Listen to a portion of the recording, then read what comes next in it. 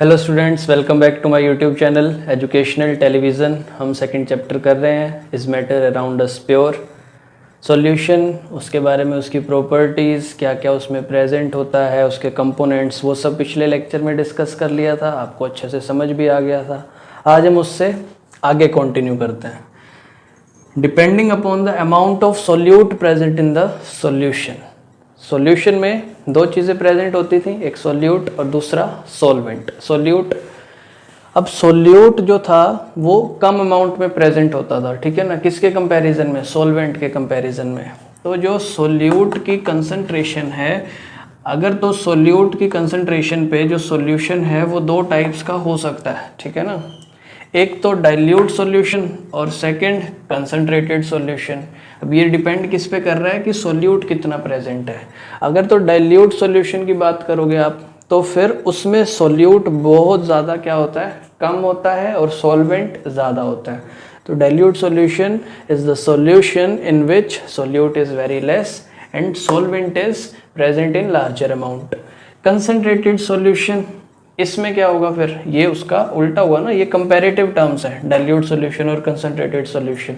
तो इसमें सॉल्यूट बहुत ज़्यादा कम है, इसमें उतना कम नहीं होगा, इसमें क्या होगा, it is comparable to the amount of solvent, ठीक है ना। तो कंसंट्रेटेड सॉल्यूशन में सॉल्यूट इतना तो प्रेजेंट होगा ताकि हम उनका कंपैरिजन कर सकते हैं, ठीक है ना। अगर 100 ग्राम है सॉल्वेंट तो एटलीस्ट 50 और 60 ग्राम्स जो है उसमें सॉल्यूट हो सकता है, तो वो सॉल्यूशन हो जाएगा कंसंट्रेटेड सॉल्यूशन। अच्छा, तो ये तो था अमाउंट ऑफ सॉल्यूट, उसके बेसिस पे सॉल्यूशन को हमने कैटेगराइज किया। अब और दो टर्म्स निकल के आती हैं सॉल्यूशन की, एक saturated solution and the other is unsaturated solution, ठीक है। तो अब सैचुरेटेड सॉल्यूशन क्या? Saturated solution is when no more solute can be dissolved in a solution at a given temperature. किसी भी एक टेम्परेचर पे जब एक लिमिट आ जाए कि इसके बाद उसमें सॉल्यूट डिसॉल्व नहीं हो सकता है, वो सॉल्यूशन होता है हमारे पास क्या, सैचुरेटेड सॉल्यूशन, ठीक है। इसका अगर हम एग्जांपल लें, अगर मैं आपको बोलूं कि एक ग्लास में जल्दी से पानी ले लो, उसमें चीनी डिसॉल्व करना स्टार्ट करो। अभी रूम टेम्परेचर ना, जितना भी आज टेम्परेचर है उतना टेम्परेचर है इस टाइम पे, वही टेम्परेचर वाटर का है। तो उसमें चीनी उसमें डालो, डिज़ोल्व हो जाएगी। 1 चम्मच डालो, घुल गई, 2 चम्मच डालो, घुल गई। ऐसे करते करते चीनी डालते जाओ, एक पॉइंट ऐसा आएगा जब उसमें और चीनी डिज़ोल्व होना बंद हो जाएगी। वो पॉइंट पे जो सॉल्यूशन, अब जो ग्लास में जो सॉल्यूशन प्रेजेंट है वही सॉल्यूशन क्या है, सैचुरेटेड सॉल्यूशन। क्यों? अब उसमें और ज़्यादा सोल्यूट उसको डिसॉल्व नहीं किया जा सकता, no more solute can be dissolve. पता लग गया होगा अब सैचुरेटेड सॉल्यूशन का, ठीक है। अनसैचुरेटेड सॉल्यूशन का मतलब क्या हुआ फिर, उसका उल्टा, if the amount of solute present in the solution is less than the saturation level. कहने का मतलब, अगर आपने जितना पानी लिया है उसमें सिर्फ 10 चम्मच चीनी को ही घोला जा सकता है, तो अगर उसमें अभी 8 चम्मच चीनी ही घोली गई है तो अभी तक वो सॉल्यूशन कैसा है, अनसैचुरेटेड सॉल्यूशन है, क्योंकि उसमें अमाउंट ऑफ सॉल्यूट जो है वो क्या है, less than the saturation level. अभी सैचुरेशन लेवल नहीं आया है, हम उसमें और ज़्यादा डिसॉल्व कर सकते हैं, ठीक है ना। तो दो चीज़ें निकल के आ गई एक गिवन टेम्परेचर पे। अब इसी पे हम वापसी आते हैं सैचुरेटेड सॉल्यूशन पे। अब एक पॉइंट आ गया था जब चीनी डिसॉल्व करते करते, एक पॉइंट आ गया कि अब चीनी डिसॉल्व होना बंद हो गई। अब टेम्परेचर थोड़ा सा इंक्रीज कर दो उसी पानी का, उसको हीट करना स्टार्ट कर दो। अब उसमें आप 1 चम्मच और चीनी डालोगे, अब फिर डिसॉल्व हो जाएगी, है ना। तो ये कंसंट्रेशन वेरी किस पे कर रही है, टेम्परेचर पे। तो अगर हम सॉल्यूशन का टेम्परेचर जो है, अगर सॉल्यूशन का टेम्परेचर उसको इंक्रीज किया जाएगा तो उसका क्या इंक्रीज हो रहा है, सैचुरेशन लेवल भी इंक्रीज हो रहा है। पहले उसमें 10 चम्मच तक सैचुरेशन लेवल आ गया था, उसके बाद चीनी डिसॉल्व होना बंद हो गई थी, बट जब हमने उसका टेम्परेचर इंक्रीज किया, उस सॉल्यूशन को हीट किया, अब और ज़्यादा उसमें हम चीनी डाल सकते हैं, है ना। तो सैचुरेशन लेवल उसका क्या हो गया, इंक्रीज हो गया। तो सैचुरेटेड सॉल्यूशन का सैचुरेशन लेवल वो किस पे डिपेंड कर रहा है, किसी भी टेम्परेचर पे, ठीक है। तो अब ये जो मैंने टर्म लिखी हुई है सोल्यूबिलिटी, ये क्या है, amount of solute present in a saturated solution at a given temperature. एक गिवन टेम्परेचर पे कितना उसमें सोल्यूट प्रेजेंट है सैचुरेटेड सॉल्यूशन में वही क्या होती है, उस सॉल्यूशन की सोल्यूबिलिटी। कहने का मतलब अगर हम रूम टेम्परेचर पे पहले जब चीनी डिसॉल्व कर रहे थे उसमें शुगर, ठीक है, वाटर में, उस टाइम पे पहले कितनी 10 चम्मच हमने उसमें डिसॉल्व हो गई थी, ठीक है। तो उस टाइम पे जितना सोल्यूट था वो थी उसकी सोल्यूबिलिटी एट रूम टेम्परेचर। बाद में हमने क्या किया, टेम्परेचर राइज किया, अभी वो 10 की बजाय अभी हमने 2 चम्मच और उसमें घोल पाए, तो अब जो अमाउंट ऑफ सोल्यूट जितनी अब शुगर उसमें डिसॉल्व हो चुकी है वो सोल्यूबिलिटी है किस टेम्परेचर पे, उस टेम्परेचर पे जो कि हमने राइज किया था। समझ में आ गया ना। तो solubility is the amount of solute जो कि सैचुरेटेड सॉल्यूशन में प्रेजेंट है। कब प्रेजेंट है, जिस टेम्परेचर पे हम उसकी सोल्यूबिलिटी चेक कर रहे हैं, ठीक है। तो ये सारी टर्म्स रिलेटेड है सॉल्यूशन से। इसके बाद हमने करना है कंसंट्रेशन ऑफ सॉल्यूशन, तो पहले जल्दी से ये नोट डाउन कर लो।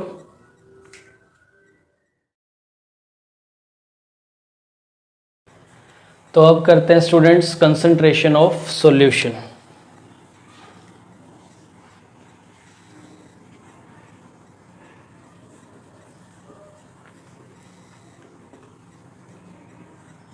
कंसंट्रेशन ऑफ सॉल्यूशन एक्चुअल में क्या है कि सॉल्यूशन में कितना सोल्यूट प्रेजेंट है वही उसकी कंसंट्रेशन है, ठीक है। अगर सोल्यूट ज़्यादा प्रेजेंट है तो कंसंट्रेशन ज़्यादा हो जाती है, उसको हम कंसंट्रेटेड सॉल्यूशन कह देते हैं। और अगर सोल्यूट कम होता है तो फिर कंसंट्रेशन कम हो जाती है, उसको हम डाइल्यूट सॉल्यूशन कह देते हैं, जो कि अभी हमने थोड़ी देर पहले किया है, ठीक है ना। तो कंसंट्रेशन ऑफ सॉल्यूशन की डेफिनेशन क्या है, it is the amount of solute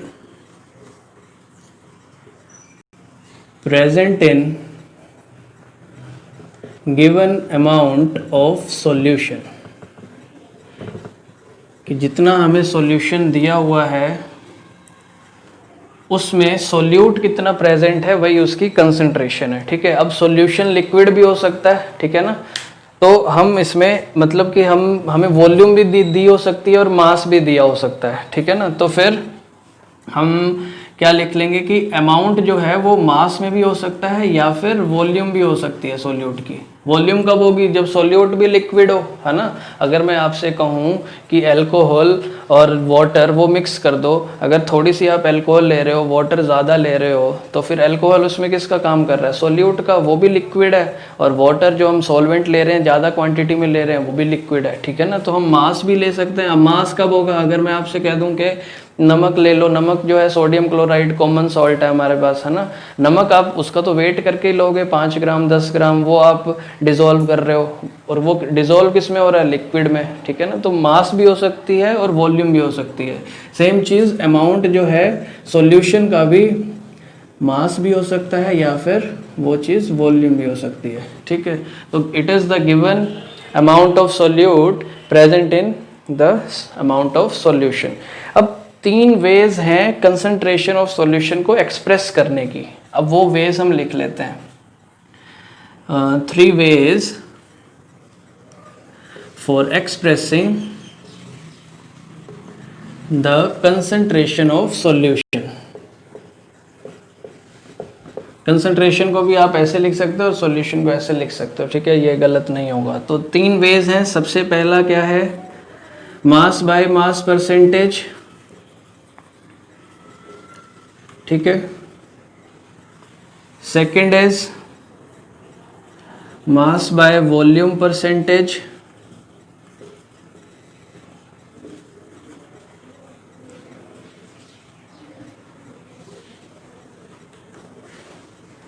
this is percentage, and the last one is volume by volume percentage। अब इसमें आप जब आप इसके फॉर्मूला देखोगे कैलकुलेट करने के, तो वो आपको उससे बहुत इजी लगेगा, सब कुछ समझ भी आ जाएगा। मास बाय मास परसेंटेज का मतलब क्या है, जो आगे वाली टर्म है ये यूज़ हो रही है सोल्यूट के लिए और जो पीछे वाली टर्म है ये यूज़ हो रही है सॉल्वेंट के लिए, ठीक है। तो मास बाय मास परसेंटेज जब आप पता करोगे तो आपने न्यूमरेटर में क्या लेना है, mass of solute, and in the denominator mass of solution, ठीक है, मल्टीप्लाई 100। यहाँ से आपके पास क्या आएगी, mass by mass percentage, mass by volume. अब पहली टर्म मैंने फिर बोला है किसके लिए, सोल्यूट के लिए, एंड सेकेंड टर्म सोलवेंट के लिए, ठीक है।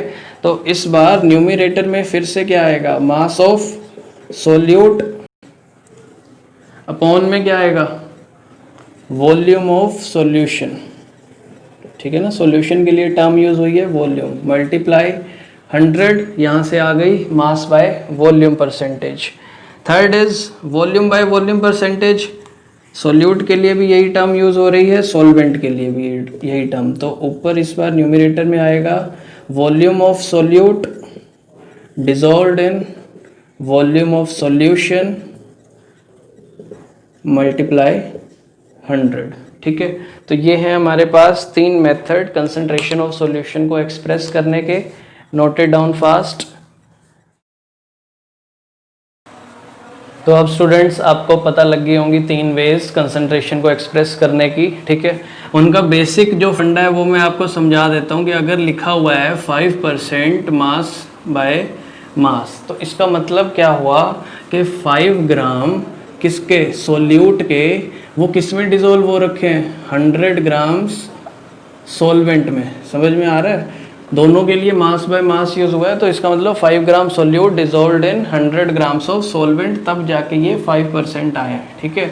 अगर यहीं लिखा हो क्या 5% मास बाय वॉल्यूम, इसका मतलब क्या हुआ, 5 ग्राम सोल्यूट वो किस में डिसॉल्व है, 100 ml सॉल्यूशन में, ठीक है ना। इस बार सॉल्यूशन की क्या है हमारे पास, वॉल्यूम, यहाँ पे भी सॉल्वेंट ही है, सॉरी सॉल्यूशन ही है, ठीक है ना। तो 100 ग्राम सॉल्यूशन में 5 ग्राम सॉल्यूट डिसॉल्व है, इसका मतलब 5% मास बाय मास, और 100 ml सॉल्यूशन में जब 5 ग्राम सॉल्यूट डिसॉल्व होगा तो 5% मास बाय वॉल्यूम। और यही अगर लास्ट ऐसे लिख दें एक्सप्रेस करके 5% V बाय V, इसका मतलब क्या हुआ, इसका मतलब हुआ that 5 ml of solute it is being dissolved in 100 ml of solution. समझ में आ गया होगा आपको इन टर्म्स का मतलब, V बाय V का मतलब इतना वॉल्यूम सोल्यूट का इतने वॉल्यूम सॉल्यूशन में डिसॉल्व है, M बाय V का मतलब इतना मास सोल्यूट का इतने वॉल्यूम सॉल्यूशन में डिसॉल्व है, और M बाय M का मतलब तो पता ही है कि इतना मास सोल्यूट का इतने मास ऑफ सॉल्यूशन में डिसॉल्व हो रखा है, ठीक है। अब एक न्यूमेरिकल ट्राई कर लेते हैं। सपोज एक न्यूमेरिकल में मैं खुद ही ले लेता हूँ कि common salt, let's say common salt हम ले रहे हैं 50 ग्राम्स, ठीक है। उसको डिसॉल्व करते हैं किस में, it is being dissolved in let's say 250 grams of water, ठीक है। तो कॉमन सॉल्ट है 50 ग्राम और 250 ग्राम वाटर में हमने उसको क्या करना है, डिसॉल्व करना है।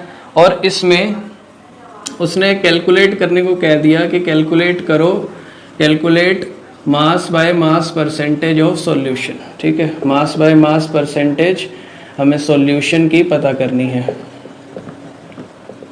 ठीक है। सॉल्यूशन स्टार्ट करते हैं। अब इसमें अगर स्टेटमेंट आप अच्छे से रीड करोगे तो कॉमन सॉल्ट 50 ग्राम्स उसको डिसॉल्व कर रहे हैं पानी में, जिसका मास दिया हुआ है 250 ग्राम्स। तो इसमें जो कॉमन सॉल्ट है वो किसका काम कर रहा है, सोल्यूट का, क्योंकि उसका अमाउंट कम है ना, 50 ग्राम है। और वाटर वो किसका काम कर रहा है, सॉल्वेंट का, है ना। तो फिर हम लिख सकते हैं कि अमाउंट ऑफ सोल्यूट, अब अमाउंट में मैंने आपको बताया था मास या वॉल्यूम कुछ भी हो सकता है, इस न्यूमेरिकल प्रॉब्लम में मास दिया हुआ है, ठीक है ना। तो मास ऑफ सोल्यूट भी लिख सकते हो। तो मास ऑफ सोल्यूट कितना हो गया, 50 grams. Similarly amount of solvent, इसमें मास की फॉर्म में गिवन है तो मास ऑफ सॉल्वेंट भी लिख सकते हो, वो कितना है 250 ग्राम्स, ठीक है। सोल्यूट भी पता लग गया, सॉल्वेंट भी पता लग गया। अब हम पता कर लेते हैं अमाउंट ऑफ सॉल्यूशन।